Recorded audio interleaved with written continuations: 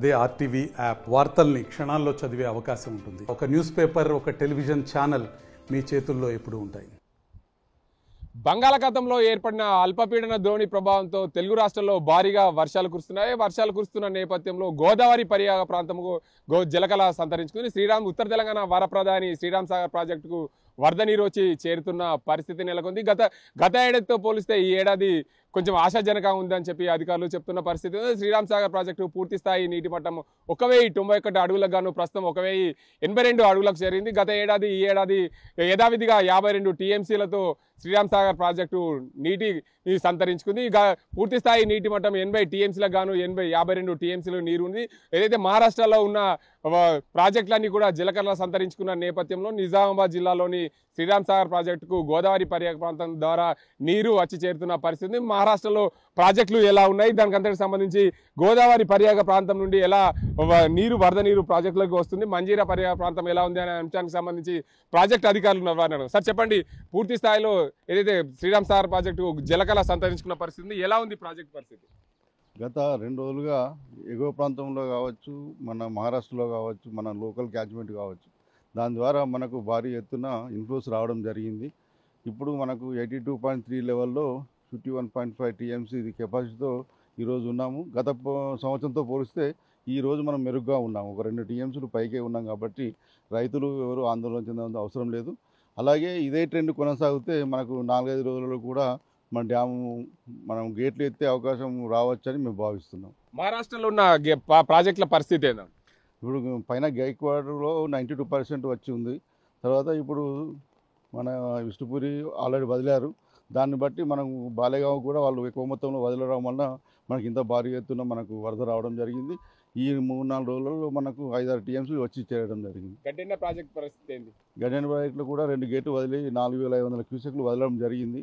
తర్వాత మిగతా local catchment కూడా నిర్మల్ డిస్టిక్ నుంచి వస్తుంది. మంజీరా నది పరియాగ ప్రాంతం మంజీరా ఇంకా వదలలేరు, కాకపోతే సింగూరు వదిలారు.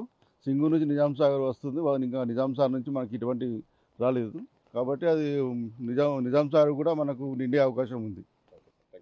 మొత్తానికి చూసుకోవచ్చు, శ్రీరామ్ సాగర్ ప్రాజెక్టు ఏదైతే ఉందో శ్రీరామ్ సాగర్ ప్రాజెక్టు పరియాగ ప్రాంతం అంతా కూడా భారీగా వర్షాలకు పడడం వల్ల ఈ ప్రాజెక్టు నిండుకుండను తలపించిన పరిస్థితి ఉంది. ఏదైతే గడ్డెన్న ప్రాజెక్టు నిండడం వల్ల పూర్తి స్థాయిలో దీనికి అంతటికి సంబంధించి ఎప్పటికప్పుడు గోదావరిలోకి నీరు రావడం వల్ల ప్రాజెక్టులోకి నీరు వస్తుందని చెప్తున్నారు అధికారులు. సార్ చెప్పండి, ఇప్పుడు గత 2 రోజులు కురిసిన వర్షాల వల్ల మనకు భారీగా ఇన్ఫ్లో రావడం జరిగింది.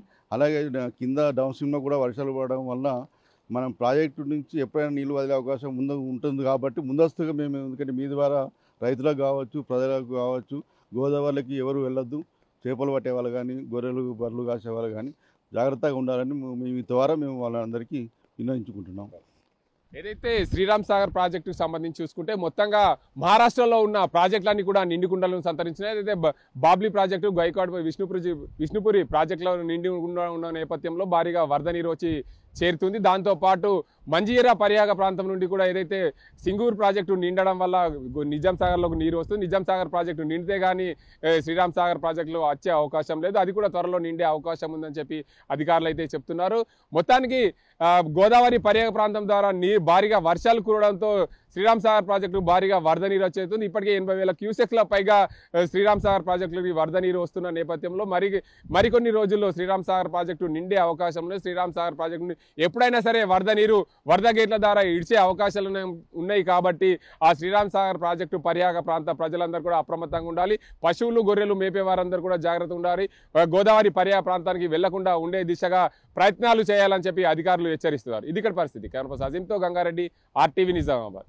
తెలుగులో ఫాస్టెస్ట్ న్యూస్ ఇప్పుడు కొత్త అవతారంలో 5 సెకండ్లోనే పూర్తి వార్తా సమాచారం మీ చేతిలో. సోషల్ మీడియా ట్రెండ్స్ మీ కళ్ళ ముందుకే live TV and voice search options తో ఇప్పుడే డౌన్లోడ్ చేయండి. యాప్ లింక్ డిస్క్రిప్షన్ లో ఉంది.